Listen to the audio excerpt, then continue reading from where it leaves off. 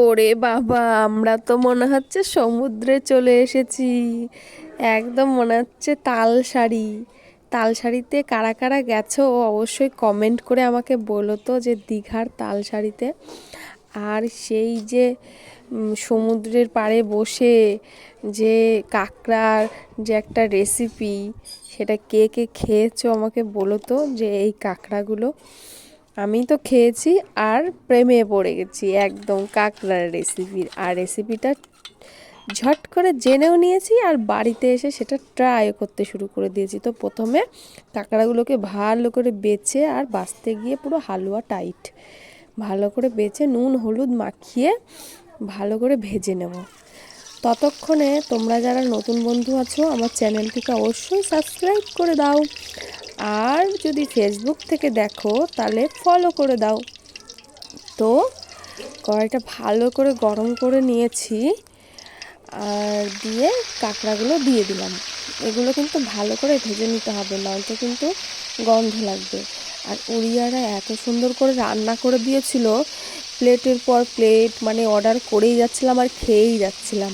তবে সাবধান, যার অ্যালার্জি আছে সে কিন্তু অবশ্যই একটা অ্যালার্জির ওষুধ খেয়েই খাবে, নয়তো কিন্তু ইনফেকশান হতেই পারে।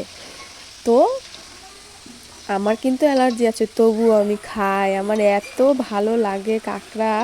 আর এগুলো কিন্তু দেশি কাঁকড়ার মতো অত শক্তও না, বেশ অনেকটা নরম। মানে যতটা পরিমাণে দেশি কাঁকড়া শক্ত হয় ততটাও শক্ত না, আর খেতেও ভালো। তোমরা কারা কারা খেয়েছো অবশ্যই কিন্তু আমাকে কমেন্ট করে জানাবে। আর ভিডিওটা যদি ভালো লাগে তাহলে পুরোটা দেখবে আর লাইক করবে। আর যদি অন্য বন্ধুদের সঙ্গে শেয়ার করতে চাও তাহলে শেয়ার করে দেবে। তো আবারও কাঁকড়াগুলো ভেজে আবারও তেল দিয়ে একটু জিরে ফোড়ন দিয়ে বেটে রাখা বেশ কিছু মশলা, তার মধ্যে টমেটো, জিরে, আদা, রসুন, পেঁয়াজ, কটা এলাচও দিয়েছিলাম আমি, দিয়ে ভালো করে কষিয়ে নেব। তেমন কিছু না, এই রান্নাতে দুটো জিনিস সব থেকে ইম্পর্টেন্ট জিনিস, মানে ভেরি ভেরি ইম্পর্টেন্ট। সেই দুটো জিনিস না দিলে কাঁকড়ার যে তালসারির সমুদ্রের যে উড়িয়াদের রান্নার যে টেস্ট, ওই টেস্টটা কিন্তু তোমরা পাবে না। সেই দুটো জিনিস দেখতে হলে পুরোটা ভিডিও কিন্তু তোমাদের দেখতে হবে। তো আমি মশলাটাকে ভালো করে কষিয়ে নিচ্ছি। তারপরে এই যে দিয়ে দিলাম মিট মশলা, এটা হলো 1 নম্বর মিট মশলা। তো মিট মশলাটাও বেশ খানিক মানে অনেকটাই, 2 চামচ মতো মিট মশলা, 2 চামচ না হলেও 1-1.5 চামচ দিতেই হবে, কারণ এই রান্নাটাই দুটো জিনিস ইম্পর্টেন্ট তোমাদেরকে বলে দিলাম, সেটা হলো মিট মশলা।